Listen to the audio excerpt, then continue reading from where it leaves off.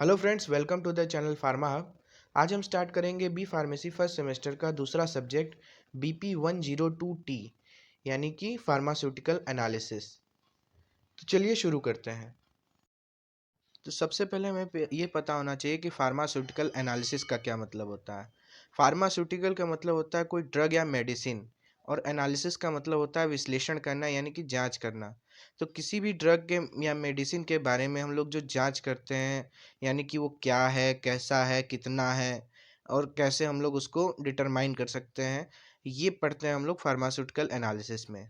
अगर इसके एक प्रॉपर डेफिनेशन की बात की जाए तो फार्मास्यूटिकल एनालिसिस एक प्रैक्टिकल केमिस्ट्री होता है जिसमें बहुत सारे प्रोसेसेस इन्वॉल्व होते हैं, जैसे कि किसी भी सब्सटेंस को आइडेंटिफाई करना, उसको डिटरमाइन करना, उसका क्वांटिफिकेशन करना यानी कि वो कितना है, और प्योरीफिकेशन करना किसी भी सब्सटेंस का, किसी भी सॉल्यूशन या मिक्सचर से कंपोनेंट्स को सेपरेट करना, या किसी भी केमिकल कंपाउंड के स्ट्रक्चर को डिटरमाइन करना, ये फार्मास्यूटिकल एनालिसिस कहलाता है। सब्सटेंस एक सिंगल कंपाउंड भी हो सकता है और एक मिक्सचर भी हो सकता है, या ये किसी भी डोसेज फॉर्म में हो सकता है, उसका हम लोग विश्लेषण करते हैं। सब्सटेंस जो फार्मास्यूटिकल की तरह यूज किए जाते हैं वो animals, plants, micro organism, minerals या वेरियस सिंथेटिक प्रोडक्ट्स हो सकते हैं। तो फार्मास्यूटिकल एनालिसिस को पढ़ने से पहले हमें कुछ उसके बेसिक टर्म्स के बारे में पता होना चाहिए। सबसे पहले बात करते हैं एसए की। तो एसए एक इन्वेस्टिगेटिव प्रोसीजर होता है जो लेबोरेटरी में परफॉर्म होता है। ऐसे में हम लोग किसी भी सब्सटेंस या कंपाउंड के प्रेजेंस, अमाउंट या फंक्शनल एक्टिविटी की जांच करते हैं। अगर एक सिंपल से भाषा में कहा जाए तो ऐसे एक ऐसी प्रोसीजर होती है जिसमें हम लोग किसी भी सब्सटेंस या कंपाउंड के क्वालिटी और क्वांटिटी को मेजर करते हैं। दूसरे पे आते हैं एनालाइट।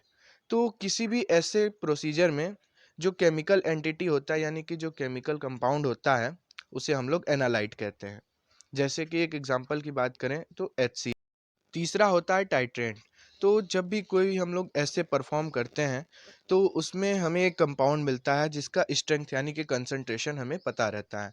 उसी की सहायता से हम लोग ऐसे को परफॉर्म करते हैं, उसे कहा जाता है टाइट्रेंट। टाइट्रेशन की बात करें तो जब भी हम लोग कोई ऐसे परफॉर्म करते हैं तो उसमें टाइट्रेंट को ऐड किया जाता है और फिर उसके वॉल्यूम को मेज़र किया जाता है। तो ये जो वॉल्यूम है वो यूजुअली एक कैलिब्रेटेड ब्यूरेट से मेज़र किया जाता है। इस मेजरिंग प्रोसेस को ही टाइट्रेशन कहते हैं। इंडिकेटर की बात करें तो एक ऐसा केमिकल सब्सटेंस होता है जब हम लोग कोई भी ऐसे परफॉर्म कर रहे होते हैं तो उसमें यह डाला जाता है जो किसी भी कलर के चेंज को इंडिकेट करता है। यानी कि जब भी हम लोग एनालाइट और टाइट्रेंट को मिक्स करते हैं तो यहाँ पे एक कलर चेंज होता है, तो ये इसी का इंडिकेट करता है। जैसे कि एग्जांपल की बात करें तो मेथिलीन ब्लू। इक्विवेलेंस पॉइंट की बात करें तो ये एक ऐसा पॉइंट होता है जहाँ पे किसी भी वन स्पीसीज यानी कि कोई एक कंपाउंड दूसरे कंपाउंड के स्ट्रेंथ को न्यूट्रलाइज कर देता है, या जब हम लोग इंडिकेटर यूज़ करते हैं तो ये पॉइंट वहाँ पे विजिबल हो जाता है। अगर एग्जांपल की बात करें तो ऐसा पॉइंट जैसे कि जब एसिड बेस को न्यूट्रलाइज करता है तो उसे इक्विवेलेंस पॉइंट करते हैं। यानी कि जब एक कोई भी एसिड बेस के साथ रिएक्ट करता है तो वो न्यूट्रलाइज कर देता है उसको, इसी को ही इक्विवेलेंस पॉइंट कहते हैं। इसे स्टोइकियोमेट्रिक पॉइंट भी कहा जाता है। एंड पॉइंट की बात करें तो जब कोई भी ऐसे परफॉर्म हो रहा होता है उसमें हम लोग टाइट्रेंट को ऐड करते हैं, तो जब कलर चेंज होना स्टार्ट हो जाता है तो इसी को ही एंड पॉइंट कहते हैं। यानी कि जैसे ही कलर चेंज होना स्टार्ट होता है वहाँ पे एंड पॉइंट स्टार्ट हो जाता है। टाइट्रेशन एरर की बात करें तो एंड पॉइंट और इक्विवेलेंट पॉइंट के बीच का जो डिफरेंस होता है उसे ही हम लोग टाइट्रेशन एरर कहते हैं। ये बहुत ही इम्पोर्टेंट होता है किसी भी एस्से में। एनालाइज की बात करें तो ऐसे सैंपल्स जिनकी हम लोग को जांच करनी होती है किसी भी एस्से में उसे हम लोग एनालाइज कहते हैं।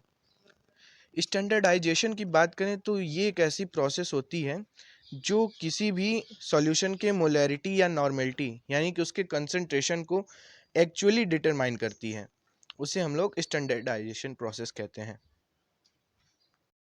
स्टैंडर्डाइजेशन प्रोसेस में दो बहुत ही मेन कंपाउंड होते हैं, जो होता है पहला प्राइमरी स्टैंडर्ड और दूसरा होता है सेकेंडरी स्टैंडर्ड।